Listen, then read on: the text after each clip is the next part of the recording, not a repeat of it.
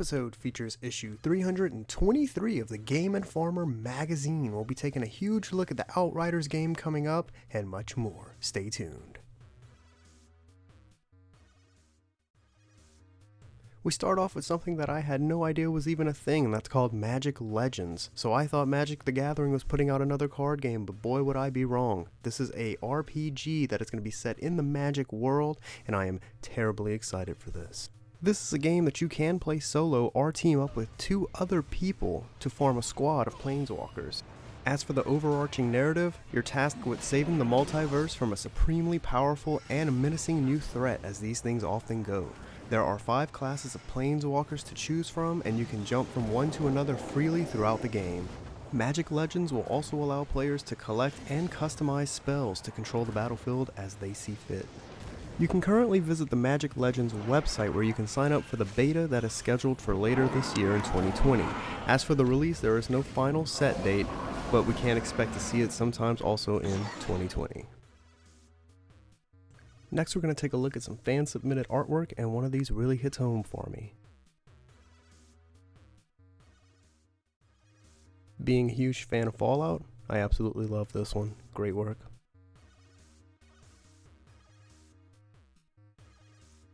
Next up is something that I'll probably end up spending a lot of money on, and that is the 1UP arcade pinball machines. We've all gone to Walmart, we've all gone to GameStop, and we've seen their arcade machines. We've all wanted them. However, the pinball machine just hits a little bit differently. They plan to release several 3/4 scaled machines based on a variety of big names in the pinball space, which include hot properties like Marvel and Star Wars.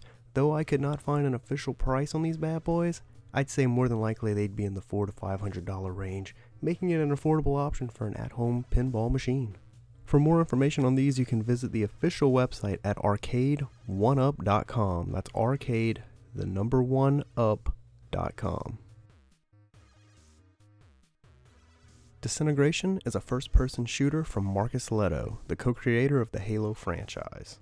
During battle, you float above the battlefield in your grav cycle, blasting fellow pilots as your AI ground troops handle everything down below. There are several distinct factions that each have their own visual theme as well as weapon sets.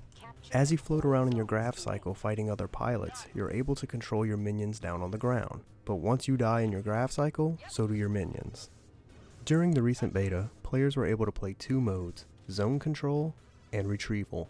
While Zone Control is a typical domination-styled mode, Retrieval is a bit more distinct, having teams take turns defending 3 cores spread throughout the map, while the other tries to deliver them to an extraction point. Another multiplayer mode that is available in this game, which was not playable during beta, is called Collector. It sounds similar to Call of Duty's Kill Confirmed, as you defeat enemies and pick up cans.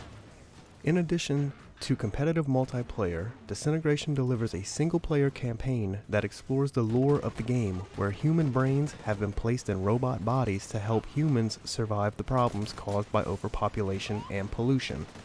Unfortunately, these integrated organisms begin hunting down remaining humans and fighting those who rebel against them. You play as a rebel integrated who's an expert grav cycle pilot trying to fight back on humanity's behalf. V1 Interactive looks to put this game out sometime in 2020 for the PS4, Xbox One, and PC. And now we get to the meat and potatoes of this video, the reason why you came, the cover spread. This particular issue had 3 other major articles that could be considered featured articles. However, Outriders was left with a 6-page spread, so I felt maybe it was necessary to cover that one.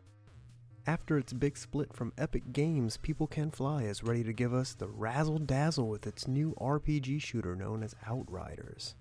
Outriders is a very ambitious RPG shooter that has been in development for about 4 years, or since right around the time of the studio's split with former parent company Epic Games. After working with Epic on the Gears of War series and Fortnite's Save the World mode, People Can Fly wanted to get back into making its own games. Enter Outsiders, a sci-fi universe built from scratch that grafts RPG elements onto its third-person shooter backbone. From the opening character creator to skill trees, difficulty options, co-op capabilities, although you can play alone or with up to 2 pals, and different classes, Outrider does a lot to make you feel like you're in control of how you play. You'll create a character from scratch to serve as your protagonist for the game. You can choose from a handful of hairstyles, skin colors, and some barely there makeup, and scars or piercings to give your Outrider that battle-worn look.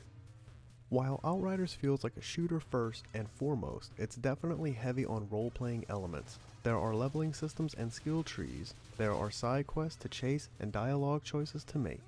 After the single-player prologue, you'll choose from one of 4 classes, which will determine your character's powers for the rest of the game. The 3 classes that we know of so far are as follows. The Pyromancer class, which is exactly what it sounds like. They wield fire and use it to burn enemies to a crisp. The Trickster, which is more of a close-range class, with the time manipulation abilities that allow hit-and-run attacks. And finally, there's the Devastator, which is essentially a tank. The post-prologue portion of the game takes place after your Outrider wakes up from 31 years in cryo. Upon waking, they find themselves in possession of strange supernatural powers. That's how the classes tie into the story. World tiers exist and encourage players to try different strategies. Those who want to focus on the story can breeze through on a lower world tier, while players looking for a real challenge can really go and crank it up. The more I read about this game, the more excited I become to play it. This game is set to be released in September of 2020 and is going to be on the PS5, PS4, Xbox Series X, Xbox One, and PC.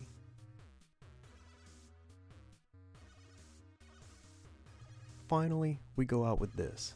These are a couple of games that took a shot of what they thought the year 2020 might look like. I thought this would be a funny thing to go out on, considering this was the first ever episode and I don't have a definitive outro yet. I want to thank you guys for watching if you made it this far. If you want to see me cover other things in the book, please let me know.